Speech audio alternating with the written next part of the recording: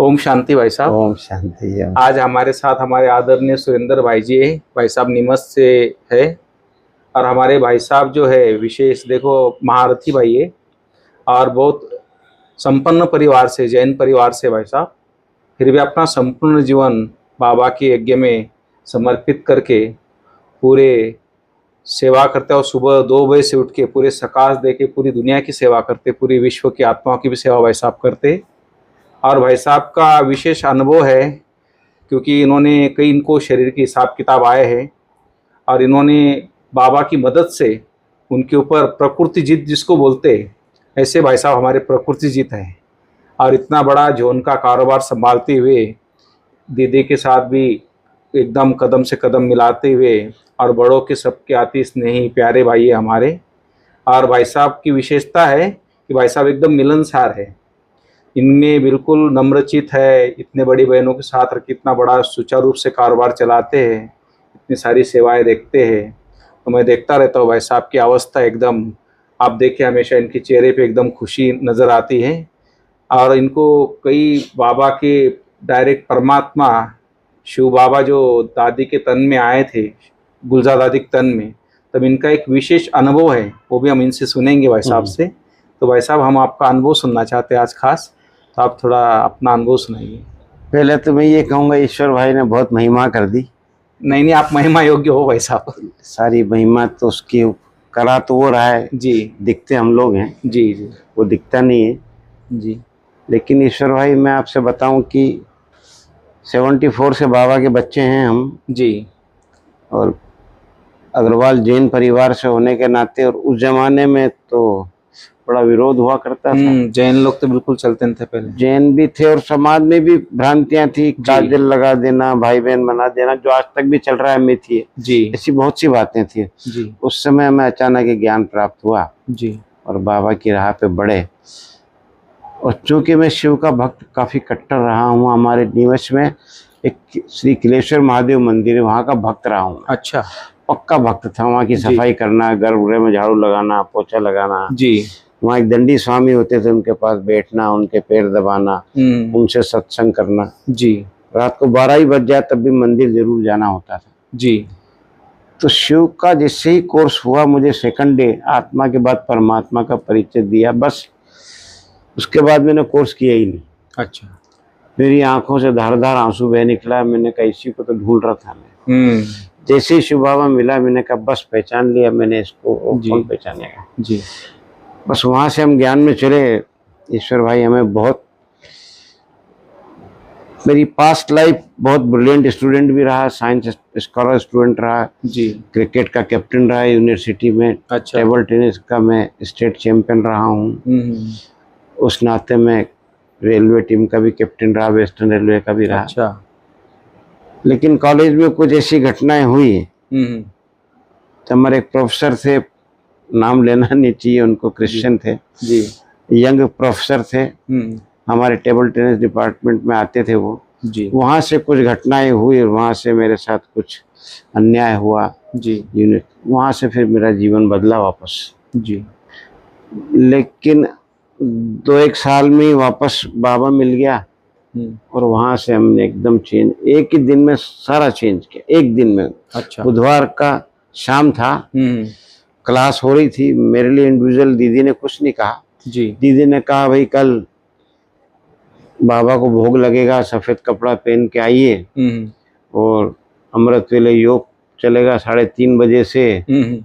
मैं पीछे बैठा था, मैं थोड़ा शैतान टाइप था उस समय, मेरे हिप्पी कट बाल हुआ करते थे। अच्छा। बड़े बड़े हिप्पी कट और वो एलिफेंटा, आपने तो नहीं देखा हो, पहले बेल बॉटम और बेल बॉटम से भी चौड़ा होता था, एलिफेंटा कहते थे उसका। पैचा और ज्यादा चौड़ा होता पूरा और हिल वाले शूज टाइप का अपीयरेंस है हमारा। तो रात को 9 बज गया, मैं बाबा पे निश्चय, तो मुझे सेकंड डे कोर्स से हो गया था कि बाबा आया हुआ है। और ब्रह्मा बाबा का पिक्चर भी नहीं होता था उन दिनों, तो आस्ट्रेलिया की डॉक्टर निर्मला दीदी ने कुछ चित्र छपवाए थे, आपको याद होंगे। तो वो उसका गर्दन और नीचे पेंटिंग करके गर्दन लगा के चित्र बाबा का बनाते थे उस जमाने में। बाबा के चित्र भी नहीं होते, टेप भी नहीं होता था जी। तो मैंने कहा बाबा आज और लास्ट क्योंकि अब मुझे कुर्ता पजामा सफेद है नहीं मेरे पास। जी। दीदी ने बोला है तो सफेद पहनना ही होगा मुझे। जी। अमृत वेले योग करना ही है। ये कटिंग फटिंग सब बनाना, दाढ़ी वाड़ी निकालना है। अभी रात को 9 बज गया है, दुकानें बंद हो चुकी है। सब दुकानें मुझे खुलवानी पड़ेगी, टेलर को बिठाना पड़ेगा, नाई को बुलाना पड़ेगा। तो आज तो दादागिरी से थोड़ा काम लेना पड़ेगा, लेकिन कल गुरुवार के दिन में सारी प्रतिज्ञा करके एक झटके में सब छोड़ जी। और वही हुआ, हमने तैयार हुए रात को हम 2 बजे तक। मेरा कुर्ता भी सिल गया, पजामा भी कटिंग भी हो गई। खोले बेचारों ने दुकान मजबूरी के मारे, लेकिन उसके बाद पलट के नहीं देखा फिर जी। फिर पीछे पलट के समाज भी खड़ा हुआ, हमारा जैन समाज भी खड़ा हुआ, आंदोलन भी हुए। अच्छा। उन सबको भी निपटाया, वहां से भी निकले। कुछ वायलेंट किस्म के आदमी भी थे, हम गैर मतलब डरते थे लोग जी। तो उतना योग बल तो हमारा था नहीं। देखो ईश्वर भाई सच्ची बताऊं तो कई केस बाहुबल से भी निपटाने पड़े जी, क्योंकि विघ्न ज्ञान में आने नहीं दिए हमने किसी को जी। समाज इकट्ठा हो गया तो उनको भी ऐसे डांट डपट के निपटाया। तो शुरू की बात है ना, आप तो यंग थे उस टाइम, आज से 51 साल पहले तो एकदम जवान थे। लेकिन देखो पाप का खाता तो बनता है ना, गैर कानूनी तो थे। तो वो मेरा हिसाब किताब निकला मेरा 92 में, जो आप अच्छा जानना चाह रहे हैं ब्रेन ट्यूमर के बारे में, वो 92 में उभरा अचानक। अच्छा। ज्ञान में चलते चलते चक्कर आने लगे, अंधेरा, चेकअप हुए सब, अहमदाबाद के डायग्नोसिस हुआ भी ब्रेन ट्यूमर है जी। डॉक्टर PR ठाकुर साहब थे, अच्छे न्यूरोलॉजिस्ट थे अहमदाबाद में। डॉक्टर जयंत M शाह, सुधीर शाह भी एक है ब्रेन का। सुधीर शाह तो अभी है अच्छा। जयंत शाह, हाँ। डॉक्टर सचिन M शाह, ऐसे कुछ Shah, doctor Shah cancer hospital है अभी गुजरात में, जी है। वहाँ मुझे एडमिट किया गया जी। तो दादी जी को मालूम पड़ा कि भाई सुरेंद्र को ब्रेन ट्यूमर है, तो दादी ने फोन किया, भाई सुरेंद्र पहले मधुबन आओ, मेरे से मिल के जाओ। तो मैं एजुकेशन डिपार्टमेंट में सर्विस करता था शिक्षक के रूप में। वहां से मैं छुट्टी लेके निकला, सबको मालूम था कि इसका लास्ट विदाई है ये। अच्छा। पता लग गया था एक ट्यूमर, मल्टी ट्यूमर है, उसका केस काफी कॉम्प्लिकेटेड है। तो दादी ने बहुत प्यार से मुझे बुलाया और मैं अपना सब कुछ ले करके समेट के हिसाब किताब में भी फाइनली निकला था कि अब जाना है। अच्छा। तो मधुबन में रहना है, वहीं शरीर छोड़ना है। छुट्टी लेके आया था, परिवार भी आया था साथ में सारा। अच्छा। मैं आपको वो एक बात बताता हूँ कि देखिए बाबा तो बाबा है, ऑलमाइटी है, मम्मा पापा दादियाँ, लेकिन हमारी प्रकाशमणि दादी, उनके मुख से भी जो निकले हुए बोल महावाक्य, बिल्कुल वो तो है। और वो महावाक्य की लाज रखना शिव बाबा का काम जी, बाप दादा का काम है कि जो दादी ने बोला वो ब्रह्म महावाक्य हुआ सिद्ध। मेरे को आपको याद होगा पांडव भवन में दीदी का, जहाँ दीदी मिलती थी लेफ्ट साइड में, वहाँ दादी मिलती थी जी। दीदी के जाने के बाद तो हम, दादी ने मुझे वहाँ बिठाया, जैसे अभी आप सोफे पे बैठे हैं जी, ऐसे दादी बैठी थी वहाँ जी। दादी ने कहा आओ सुरेंद्र, मैंने कहा नहीं दादी मैं तो आपके चरणों में बैठूंगा। तो मैं नीचे बैठ गया। दादी ने कहा नहीं सुरेंद्र यहाँ आओ, मैंने कहा नहीं दादी मैं तो यहाँ बैठूंगा जी, बस आपके पैरों में बैठने से मुझे बहुत सुकून मिलता है जी। तो दादी ने बहुत प्यार से सिर पे हाथ फेरा और गोद में मेरा सिर दादी ने गोद पे रख के ऐसे हाथ फेरा। अच्छा। आप मुझे वो सीन याद है, मैं आज भी द्रवित हो जाता हूँ। एक मक्खी मेरे पास आई, दादी ने अपने आंचल से उस मक्खी को ही मैं देख रहा था। दादी कितना प्यार का सागर दादी। और दादी ने एक शब्द बोला सुरेंद्र, निमित्त जाना है और आना है। देखिए दादी ने एक वरदान जैसे दिया, निमित्त जाना है और आना है। ये महावाक्य मेरे लिए वरदान सिद्ध हो गए। दादी ने मोहिनी दीदी जी को भेजा जी, मोहिनी बहन जी को भेजा, जाओ इसका व्यवस्था, सरला दीदी को बताया सारा व्यवस्था करो उसका हॉस्पिटल में जी। मुझे एडमिट करवाया दादी ने, मोहिनी बहन जी खुद 2 दिन वहाँ रही, मुझे एडमिट करवाया। बहुत सारे एक्सपेरिमेंट हुए, कुल मिला के मेरी बीमारी वो कहते इलाज कराते गए, मर्ज बढ़ता गया। फिर लास्ट में दादी ने डॉक्टर अशोक मेहता साहब को बुलवाया जी, बॉम्बे से, जो भी है हमारे। जी हाँ आए। तो अशोक मेहता साहब ने भी आके देखा और उन्होंने कहा, दादी ने कहा इसको अमेरिका लेके जाओ, सुरेंद्र को कुछ भी करो, उसको बचाना है जी। तो उन्होंने कहा ठीक है दादी, मैं ऑनलाइन बात करता हूँ। अमेरिका उन्होंने रिपोर्ट भेजे, क्योंकि नो ट्यूमर थे मेरे ब्रेन में, तो ऑपरेबल केस नहीं था। तो वहां से भी जवाब आ गया, भाई इनका कुछ हो ही नहीं सकता, ऑपरेशन हम कर नहीं सकते हैं, ऑपरेशन करेंगे तो टेबल पे खत्म हो जाएगा, नो ट्यूमर काट नहीं सकते ब्रेन से, एक ट्यूमर काटना ही बहुत टिपिकल होता है, मेजर सर्जरी होती है। तो बोले बस जो चल रहा है वो चल रहा है। ऐसे करके उन्होंने होपलेस करके जवाब दे दिया। मेरे को पैरालिसिस हो गया था, स्टिफ हो गई थी, दांत भी टेढ़े हो गए थे, आवाज भी चली गई थी, अच्छा, आंखों से दिखना भी लगभग आधा रह गया था, और 2 आदमी मुझे सहारा लेके चलाते थे, अच्छा, हॉस्पिटल में। तो डॉक्टर शाह ने जवाब दे दिया, बोले अब इनको इलाज से पैसा खर्च करने से मतलब नहीं, ले जाओ इनको। तो दादी, हॉटलाइन होता था उस समय, हाँ हॉटलाइन से होता ना, नहीं चलता था टेलीफोन, पंकज ऑफिस में, हाँ यस, अहमदाबाद से मधुबन हॉटलाइन कनेक्शन था, तो डायरेक्ट बात होती। तो दादी सुबह शाम डेली वहाँ, एक वीना बहन थी जी अहमदाबाद में, वो पेशेंट को देखती थी जी, 93 की बात है, समथिंग जून जुलाई समथिंग जी, अप्रैल मई जून समथिंग जी। तो दादी ने बात किया मेरे से, भाई सुरेंद्र को जवाब दे दिया है। तो फिर दादी ने कहा मेरी बात कराओ। दादी ने बात की, बोले सुरेंद्र तुम आ जाओ, आज ही मधुबन आ जाओ, मैं कल शिकागो जा रही हूँ, धर्म संसद थी वहाँ पे शिकागो में, सम्मेलन था, उसमें दादी जा रही थी। तो बोले तुम शांतिवन में रुकना, मैं वहीं तुमसे मिलके फिर निकलूंगी। तो मैं शांतिवन में रुक गया, ज्ञानामृत के ऊपर आत्म जी के पास मेरा को कमरा दे दिया वहाँ, और दादी आई, मिली, दृष्टि दी, बोले यहीं रहो। मैंने कहा दादी मैं तो यहीं रहूँगा बस, और शरीर भी यहीं छोड़ूंगा। भोगों की व्यवस्था कर दी थी मैंने कि भाई भोग यहाँ लगेगा, और अंतिम संस्कार के लिए हमारी राधा बहन थी अजमेर वाली, बड़ी बोल्ड थी, तो उनको नियुक्त किया था कि अंतिम संस्कार इनके हाथों से होगा, अच्छा, कहीं भी रोना धोना नहीं होगा। घर में भी बोल दिया मैंने, भोग लगेगा, बाबा की यहाँ तपस्या होगी, और रोना धोना कुछ नहीं होगा। और मैं बड़ा खुश रहता था, वहाँ पोर्च के आगे बैठता था मैं। कल जब मैं पांडव भवन से उतर रहा था सुबह जी, तो पोर्च के आगे बैठता था, रात को लाइटें दिखती थी, वो बस गाड़ियां उतरती है ना पहाड़ी से, बड़ा सुंदर सीन होता था। जगदीश जी सब आके मिलते थे मेरे से। तो वहां से मैं तो बैठा था होपलेस, और मैं होपलेस मतलब मैं खुश तो बहुत रहता था, मेरे को टेंशन नहीं था मरने का। वो कहते हैं ना, मैं शायर भी हूं, तो मैंने लिखी थी 2 लाइन कि जीने का कोई शौक नहीं और मरने का कोई खौफ नहीं। अच्छा। तो मेरे से पूछते थे भाई क्यों, क्यों आपको मरने से डर नहीं लगता है? तो मैं उनसे बड़ा सीक्रेट एक बात करता था, आज आपसे बात करता हूँ, शेयर करता हूँ जी। मैंने कहा देखो भाई, सच्चाई से बोलता हूँ मैं ना, कि मैं इतना महारथी तो नहीं हूँ कि धर्मराज मेरे को सैल्यूट करे। 8 और 108 की माला का तो दाना मैं अपने को नहीं समझता, इतना पुरुषार्थी भी नहीं हूँ, और इतनी मेरी हैसियत भी नहीं है। बड़े बड़े दादियाँ हैं कितने, तो उसमें तो मैं हूँ ही नहीं।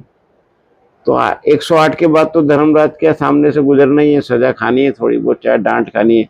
16,000 की माला भी रजवाड़ों की है, उसमें मेरा ठिकाना है कि नहीं क्या पता। तो इससे अच्छा तो ये है कि अभी शरीर छूटने पे भोग लगेगा, बाबा प्यार करेगा, चाहे जैसा भी हूँ। अभी तो बाबा प्यार ही करेगा, वो प्यार का सागर है। अभी तो वतन में 12 दिन बिठाएगा, भोग खिलाएगा। मैंने कहा विनाश में कौन भोग लगाएगा वहाँ? कौन बाबा बिठाएगा वहां? तो धर्मराज आ जाएगा, बाबा थोड़ी रहेगा। तो उससे तो डंडा खा के बढ़ना आगे, इससे अच्छा तो अभी चले जाने में। वो जी गया तो इस हाथ में लड्डू सेवा करेंगे, और चला गया तो इस हाथ में लड्डू, बाबा के पास जाएंगे, आराम से बैठेंगे। वतन में ब्रह्मा बाबा के साथ नहीं रहता, 12 बजे साथ तो रहेंगे। माना इंटरनल आपने तैयारी कर ली? हाँ, मैं पूरा तैयार था, बाप दादा दोनों तैयारी मेरी पूरी कंप्लीट, जाने के लिए रेडी। अंतिम संस्कार तक की तैयारियां सब कुछ हो चुका था। तो डॉक्टर बलवंत थे होम्योपैथी के, जिन्होंने अभी पिछले साल शरीर छोड़ा, 1 साल 2 साल पहले। वो होम्योपैथी के थे, वो कुछ मेरे पे एक्सपेरिमेंट करते थे। वो दवा देते थे मुझे, और उन्हीं की कार में मैं बाबा मिलन के लिए जाता था नीचे से ऊपर। तो ऐसे 1 फरवरी 94 वाज द डे, वो चमत्कारी दिन, 1 फरवरी 1994। बाप दादा ओम शांति भवन में आए हुए थे जी। डॉक्टर बलवंत मुझे अपनी कार में ले गया ऊपर, और मैं चूंकि चल फिर नहीं पाता था, 2-3 जने मुझे पकड़ के कोने में एक सोफा दे देते ताकि मैं हलचल में नहीं, ठोकर नहीं लगे जी। तो बाबा के आगे उधर सोफे बिठा देते साइड में, हाँ कोने बैठ जाता था मैं जाके, और बाबा की वाणी चली, सब कुछ हुआ। वो डायरी में मेरा एक प्रतिज्ञा है कि जब से मैं ज्ञान में चला हूं, मैंने 3 प्रतिज्ञा की ईश्वर भाई जी। उन 3 प्रतिज्ञाओं को मैंने किसी कीमत पे नहीं तोड़ा जी। पहली प्रतिज्ञा तो ये थी कि जब तक मैं मुरली नहीं सुनूंगा तब तक भोजन ग्रहण नहीं करूंगा। बहुत अच्छी बात। 50 साल से अधिक हो गया मेरी आज तक मुरली मिस नहीं हुई। बहुत अच्छी बात। क्योंकि और मुरली नोट भी करूंगा, मुरली सुनूंगा, नोट करूंगा, तभी अन्न ग्रहण करूंगा, नहीं तो नहीं करूंगा। अच्छा, ये प्रतिज्ञा थी मेरी। गुरुवार के दिन, चाहे कहीं बाहर ट्रैवलिंग पे भी हो, कहीं भी हो, मुरली अच्छा। या तो मुरली पॉकेट में होगी, मुरली पढ़ूंगा तो ही करूंगा जी। इवन एक बार तो हॉस्पिटल में, ये शाह कैंसर हॉस्पिटल में सविता दीदी साथ में थे, मुरली लाती थी वहां से अहमदाबाद सेंटर से, कांकरिया से, और मुरली सुनाती थी, उसके बाद ही मैं वहाँ दवा भी लेता था। हॉस्पिटल में भी नियम था मेरा, बहुत अच्छी बात, कि 12 बजे पहले जितनी दवा देना है आपको दे दो। बोले भाई ये ब्रह्मा कुमारी आश्रम नहीं है, हॉस्पिटल है। मैंने कहा देखो मेरे लिए तो सारा ही ब्रह्मा कुमारी दुनिया है, मैं तो जो नियम है उसको निभाऊंगा। बोले ये आपको 2 बजे दूध से लेना है, 1-1 घंटे में दवा लेना नहीं। मैंने कहा 12 बजे पहले लूंगा और फिर सुबह 7 बजे बाद लूंगा, बीच में कोई दवा नहीं। अच्छा। बोले ऐसा नहीं होता है। मैंने कहा ऐसा ही होता है।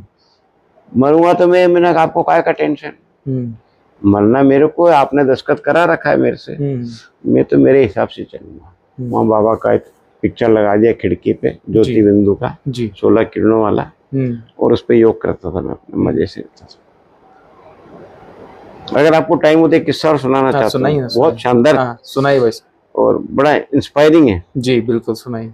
मेरे में देखो कुमार, ऐसे मौके मिलते नहीं, आप टाइम लेके आज बैठे। मैं कुमार भी हूँ जी, और बुजुर्ग भी हूँ, और एक बच्चा भी मेरे अंदर है जी जी। अब यार मैं वहाँ भर्ती था, तो मेरी माँ भी वहाँ साथ में रहती थी, और वो वीआईपी वार्ड में, क्योंकि दादी ने भर्ती कराया था तो वीआईपी वार्ड में था मैं। तो 24 आवर्स 8-8 घंटे में नर्स चेंज होती थी, वो बैठी रहती थी जी, और मेरी दवाइयाँ इंजेक्शन चालू था। और सविता दीदी वगैरह साथ में 2 दीदियां भी रहती थी, कभी कोई दीदी, बड़ा भाई भी रहता। और मुझे ये पता लगा कि वहाँ जू में सफेद टाइगर हैं। अच्छा। और कांकरिया में बोटिंग होती है, मछली खिलाते हैं, वो सब सुना है मैंने। और मेरे को शेर देखने का बड़ा शौक था। मैंने कहा यार सुरेंद्र भाई तेरे को मरना तो ही, सफेद शेर तो देख ले यार कम से कम। अब यूं मैं बोलूंगा तो कोई मेरे को जाने देगा नहीं। सफेद शेर देखने, हॉस्पिटलाइज हूँ मैं, और कैंसर का मरीज हूँ, तो मेरे पे पहरा भी ज्यादा है, क्या किया जाए। मैंने योजना बना ली कि सफेद शेर तो देखूंगा मैं। अब क्या हुआ भाई साहब कि खाना वाना खा लिया सबने, दोपहर में 2 बजे करीब। ब्राह्मणों का कल्चर है, नींद आती है, तो दीदी को भी नींद आ गई, हमारी माँ को भी नींद आ गई, और नर्स भी बैठे बैठे जोका खा रही। मैंने देखा ये बढ़िया माहौल है। मैं थोड़ा बाथरूम में कुर्ता पजामा सेट किया, अपना गर्दन को भी पकड़ के जबरन सीधा किया, ऐसे ऐसे करके, ताकि कोई मुझे ये नहीं समझ सके कि पेशेंट हूँ, क्योंकि मैं 3rd फ्लोर पे था, और लिफ्ट से जाना था। और वो हॉस्पिटल इतना बड़ा है जैसे कोई शहर है, आपने देखा वहाँ का सिविल हॉस्पिटल जो अहमदाबाद का बहुत बड़ा है, वहाँ रिक्शे से आते जाते। तो मैंने लिफ्टमैन को कहा ग्राउंड फ्लोर। पहले लिफ्टमैन देखता रहा, मैंने ग्राउंड फ्लोर हरी अप, तो वो ले गया ग्राउंड फ्लोर पे, मेरे रिक्शा बुलाया, मैंने चलो कांकरिया। अच्छा। और रिक्शे में बैठा और कांकरिया। अच्छा। नाव में मछलियों को दाना वाना चना वाना खिलाया, सफेद शेर घूमा फिरा, और इधर हॉस्पिटल में तहलका मच गया। अच्छा, हाँ तो मचेगा ना, पेशेंट कहाँ गया भाई। तो अब उनको उस नर्स को जागा तो बोले कहाँ गया, दर्दी, दर्दी कहते हैं गुजरात में, पेशेंट को दर्दी कहते हैं। दर्दी किधर गया, मतलब मेरे को दर्दी कहते थे वो, और नाम आवाज लगाते ब्रह्मा कुमार, सुरेंद्र भाई नहीं बोलते, ब्रह्मा कुमार ऐसे आवाज। वो ब्रह्मा कुमार कहाँ चला गया, सविता दीदी परेशान, सब परेशान। तो डॉक्टर ने उस नर्स को बुलाया, डांटा, बोले तेरा मारा ड्यूटी था, उसको सस्पेंशन नोटिस थमा दिया। पेशेंट मरने चला गया होगा, सुसाइड करने चला गया होगा, घबरा गया होगा, बीमारी से घबरा गया होगा, तो पता नहीं कहाँ चला गया वो, सब तरफ कहीं नहीं मिला। शाम को 7 बजे के आसपास में वापस आया। अच्छा, 7 बजे वापस लौटा, में घूम फिर के आराम से एंजॉय करके। तब एकदम कहाँ गए थे, अरे मैंने कहा भैया मैं घूमने फिरने गया था, तो सफेद शेर देखने गया था, वो लोग रो रहे हैं, माँ भी रो रही, मैंने कहा काय को रो रहे, मैं तो मेरा एंजॉय करके आया आराम से। बड़ा उस नर्स को रो रही, मेरे साथ, भैया मेरी नौकरी चली गई आपके पीछे। मैंने कहा कौन नौकरी, तो चल मैं डॉक्टर से मिलता हूँ, सीएमओ से मिला। मैंने क्यों भैया, मैं कोई कैदी हूँ क्या? बोले नहीं आपको नहीं, मैं तो फिर मेरे को जंजीरों से बांध के रखोगे, मैं कहीं जा नहीं सकता क्या? बोले नहीं ऐसी कोई बात नहीं। तो मैंने कहा इसको क्यों सस्पेंड करने का नोटिस दिया? इसकी ड्यूटी कोई चौकीदार थी क्या? मेरे पहरेदार थी, मैं मर जाएगी जहाँ जाऊंगा, मेरी मर्जी है जाऊंगा। मैं आपको पैसा देके इलाज करा रहा हूँ, फ्री में तो कर नहीं रहे, पूरा पैसा लेते हो मेरे से। तो नहीं ऐसी कोई बात नहीं, नोटिस वापस ले लिया। अच्छा, तो एक वो अनुभव भी मेरा है। खैर अब मैं आपस बाबा मिलन पे आता हूँ। बाबा मिलन का, वो बाबा मिलन पे मेरे को लेके गए बलवंत भाई, एक जगह बिठा दिया जी, बिठा दिया, मुरली पूरी हुई, उसके बाद मुलाकातें हुई जी, मुलाकातें चलती बाबा की। उस समय तो ग्रुप बिठाते थे स्टेज पे, बुला के ग्रुप पहले व्यक्तिगत मिलन होता, बाद में तो ग्रुप मिलने लगे थे।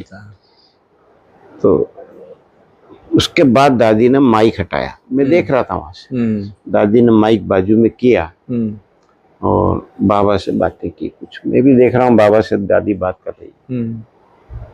फिर माइक लगाया और बाबा ने कहा बच्चे को स्टेज पे ला। अब एक बात है, मैं समझा नहीं किस बच्चे को लाना है। अच्छा, फिर दादी ने माइक लिया, सुरेंद्र भाई को स्टेज पे लाओ। अच्छा, तो मैं चौंका, मेरे को बुला रहे स्टेज पे।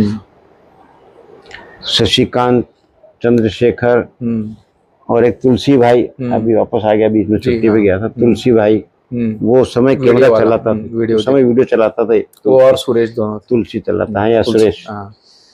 तो ये तीनों चारों मुझे उठा के, अब चूंकि आगे टीचर्स बैठी रहती है सारी, पूरा नीचे बैठ रहे थे, उसके बीच में से निकालना, भी नीचे बैठती थी। हाँ, टीचरों के बीच में सब टीचर्स बैठ जाती थी, घेरा लेके, जगह होती नहीं थी। सही है। तो वहां से मुझे भाई लोग उठा करके जैसे बीच में से लेके गए।